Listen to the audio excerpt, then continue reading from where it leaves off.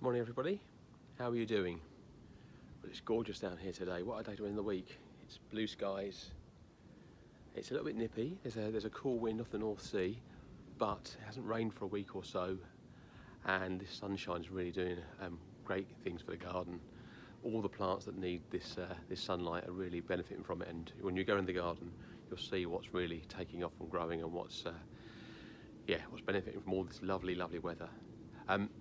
Quick mention, of course, this week it is Mental Health Awareness Week in the UK, and as we come towards the end of the week, just remember that it's only a week of sort of sharing resources, and I'll share some along with this video, but actually it's an all year round thing.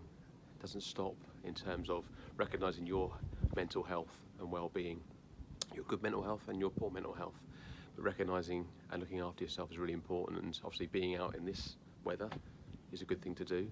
Gardening is a great thing to do, and talking to your neighbours and talking to people around you is a great thing to do. So there's one thing you can do this week is just get out in your front garden if you can, and tidy it up a little bit and talk to people as they walk past your house or your flat, and talk to your neighbours just to sort of raise your spirits a little bit.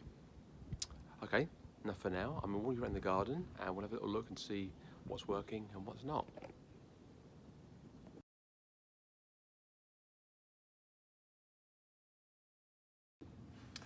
We'll start in the greenhouse again, because it's where all the best stuff's happening at the moment. At the top here you can just see the tomatoes starting to peek out the top, so these are really now going great guns, and we've planted a few out in the garden, but the next job this weekend is going to be to put some out properly in the garden. So we've got about 6 or 7 plants growing.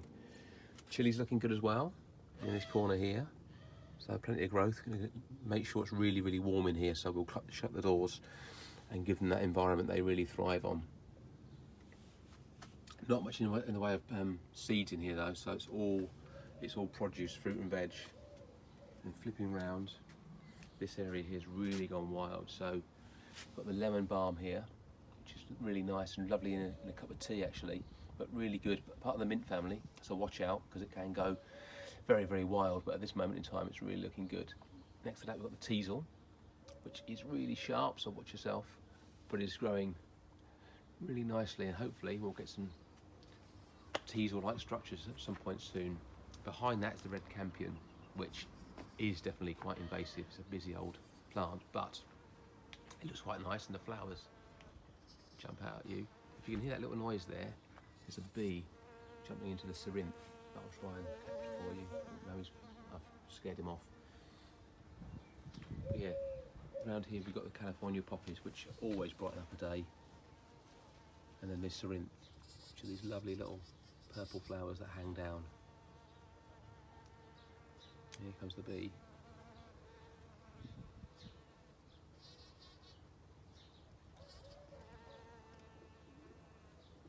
Behind that, we've got the space for the tomatoes, which we're going to fill up very soon. A reminder, if you've got lots of holes in your garden, not a bad idea to put a pot on top.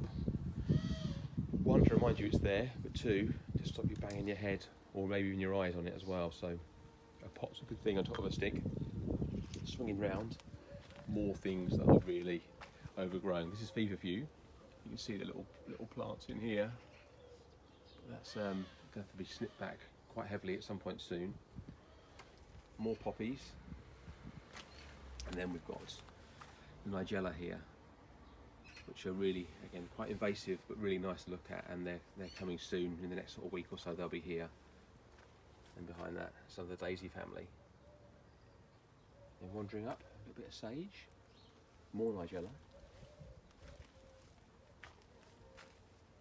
We're going to have plenty of flowers on this rose, which is going to be lovely, and that's going to be probably another 2 or 3 days away. You can see the first flower just peeking through, so 2 or 3 days we'll start having some roses in here, which will be lovely. We've planted out our sweet pea. Some have been damaged by either the sun and the weather from a couple of weeks ago, or from snails and slugs, but the stronger ones are making a go of it, and hopefully they'll be up to this next level over probably next week, I'd say. And we've got the lovely lavender, just really blooming at the moment, which is really growing, and that'll be really healthy anytime soon. We've got a few cosmos planted out as well. The first ones we planted out, unfortunately, were taken by the snails and slugs, but these seem to have bedded in now, and hopefully they're safe. And across here we've got a verbena, and then this lovely geum, which has just come out at the right time. Lovely red flowers, and just adding that little punch of colour at this end of the garden, because this end of the garden is all the fruit trees where there's no colour yet, but plenty of good things to come.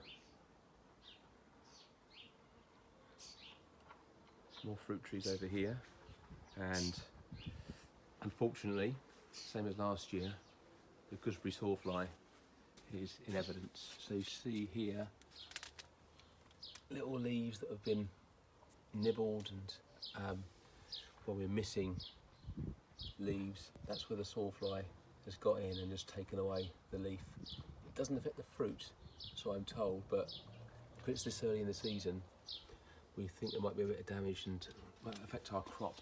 But we do have some gooseberries, so we will have at least one crumble. I think coming back round, another problem we've got is our lovely quince. You can see here a bit of mildew on this. So if anybody's got any ideas about how we can overcome that, we've tried to cut a few branches out to increase airflow. Thinking about maybe using a milk and water solution over the leaves, but reading up about it, it seems like, unfortunately, it's partly due to the soil we've got and the weather we've had. But if you've got any ideas, please let me know.